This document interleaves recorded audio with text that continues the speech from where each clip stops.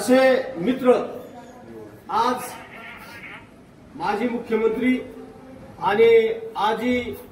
उपमुख्यमंत्री एकनाथरावजी शिंदे यांचा वाढदिवस आहे आणि तो वाढदिवस त्यांना दीर्घायुष्य लाभो, उत्तरोत्तर अशी प्रगती हो, त्या निमित्ताने आपण सगळ्यांनी त्यांना एक आशीर्वाद म्हणून किंवा